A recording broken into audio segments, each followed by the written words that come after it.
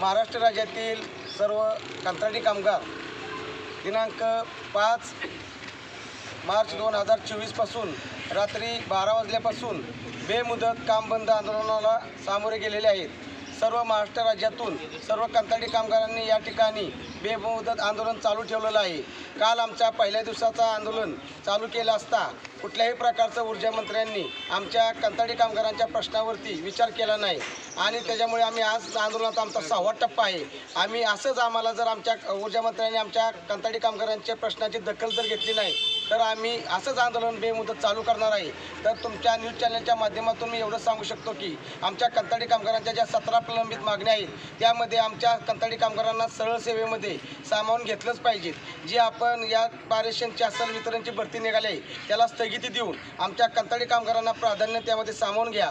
ज्या कंत्राटी कामगारांची शैक्षणिक पात्रता नाही त्या कंत्राटी कामगारांना एनएमआर पद्धतीने त्यामध्ये आपण सामावून घेतलं पाहिजे।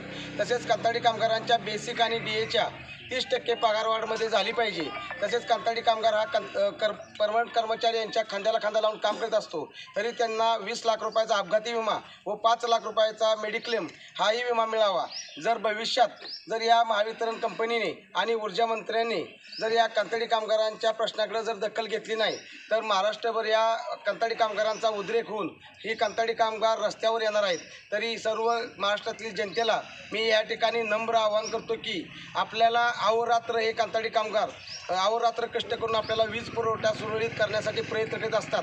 तरी आपणही या कंत्राटी कामगारांना न्याय मिळवण्यासाठी आपले लोकप्रतिनिधी यांना आपल्या माध्यमातून बी आमच्या कंत्राटी कामगारांच्या प्रश्नांचा या ठिकाणी आपण वाचा फोडावी। या ठिकाणी मी बोलून थांबतो।